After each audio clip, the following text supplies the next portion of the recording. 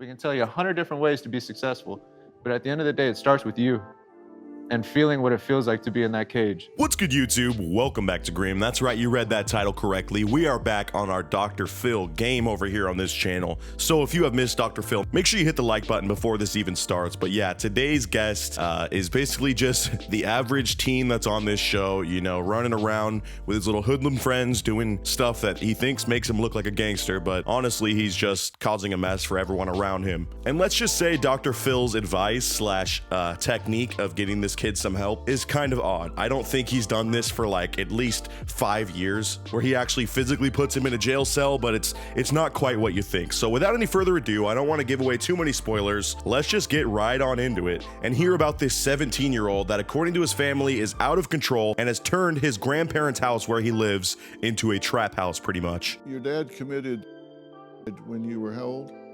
I was like 10. 10. I'm very sorry for your loss, by the way. Things happen. So yeah, starting things off harsh, but here we get a little bit of backstory on this kid, and it kind of explains why he's been acting out.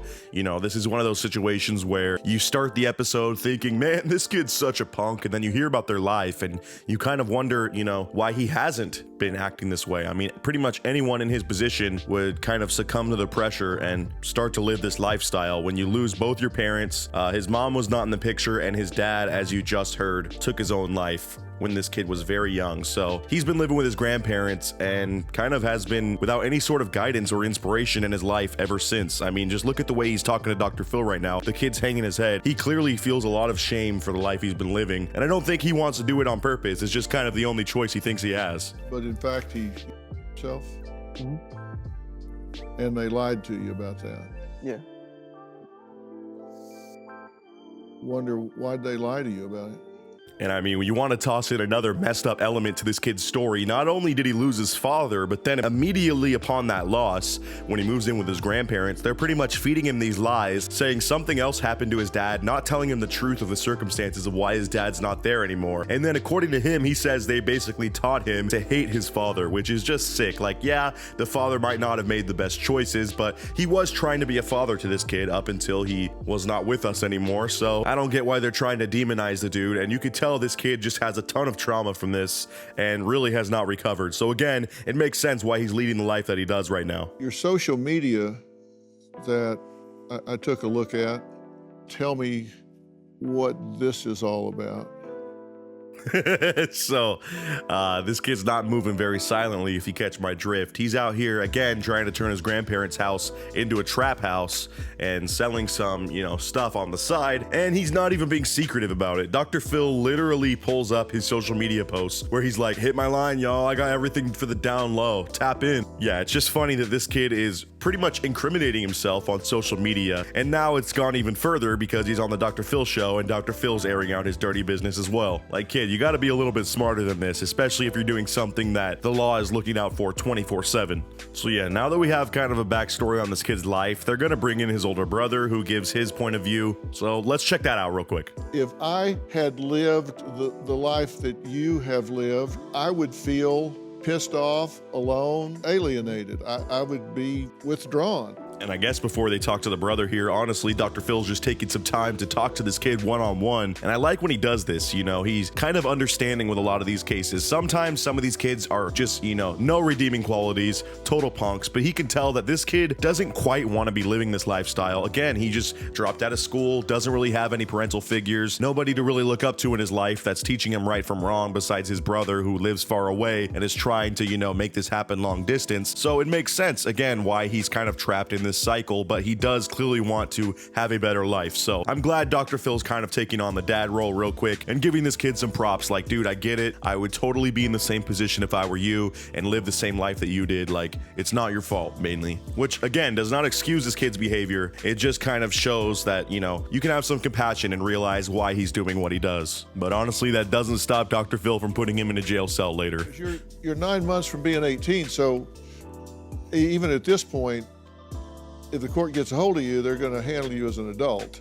Is there? So I guess I lied. I really don't know if they're actually going to be talking to the brother much at all. He's kind of just there for emotional support, but he did claim that every time he's on the phone with his brother, who he lives kind of across the country from, he imagines that it's the last time he could possibly be talking to his brother, which is just so sad and shows that this kid is really out there living a very dangerous lifestyle. If his own brother knows what he's up to and thinks, hey, this phone call might be the last time I ever get to talk to my little brother because, you know, something might happen to him out in the streets while he's doing what he does and he just might not be here anymore. So that's very sad to hear. But also, Dr. Phil raises a great point. With this kid being almost 18, he needs to reconsider his life choices pretty quickly because, yeah, he could go away to juvie, you know, a couple years ago when he was doing this stuff still, and it would be bad, but it wouldn't be nearly as bad as if he got tried as an adult on some of these crimes where he could be locked away for a very, very long time. And I mean, you don't want to just throw your life away like that, dude. I know you think that there's not much like going on or much possibility of moving up, but there always is. You know, there's always better. You can always do better. So I hope that he's taking these words to heart. But yeah, now on to the jail cell part, which is, I gotta say,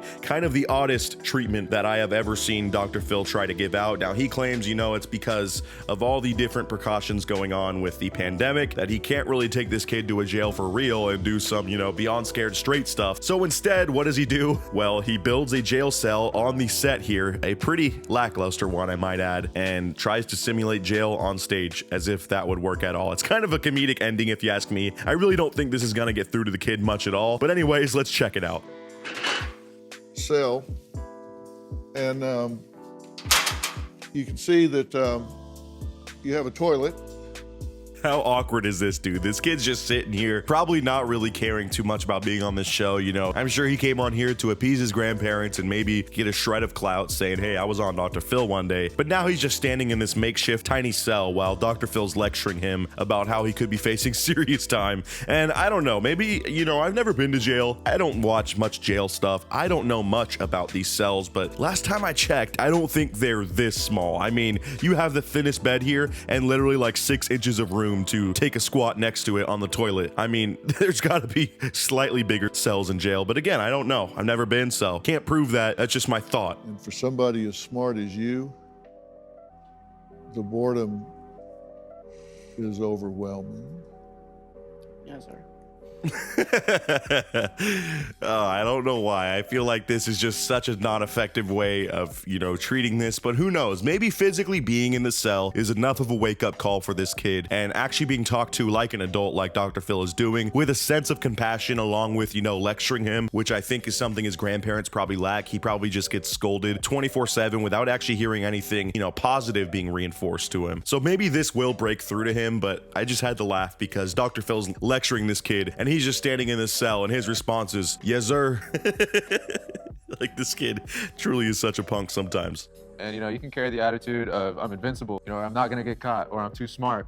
I mean, look at your friends, you know what I mean? Buddy's about to do some real time, you know? That could be you too. Oh, so finally the brother talks here and confirms that, you know, he's been trying to share the same message with the kid. Again, possibly not as effectively as Dr. Phil would have. He doesn't just have a fake jail cell on hand to put his brother into so he could physically experience it. But, you know, this kid's friend is facing some serious time apparently. So truly, he is down a dark road that could lead him to going to jail for much longer than he's even been alive at this point. And that is a very depressing thing to think about. So hopefully this kid is able to shape up and fix his life. I just had to share this story with y'all because I thought it was hilarious that Dr. Phil busted out a freaking jail cell on stage just to show an example of what this kid's life is going to be like if he keeps trying to do this street hustle and stuff. So let me know what you thought of this story down in the comments, and as always, I appreciate everyone watching. If you did make it all the way through this video, you're a freaking OG and a legend. I appreciate you so much. Hit that like button, subscribe, and the bell if you haven't already so you never miss an upload and you're always notified of the newest Grim videos. And as always, I'll see you all in the next video. Until then, peace out.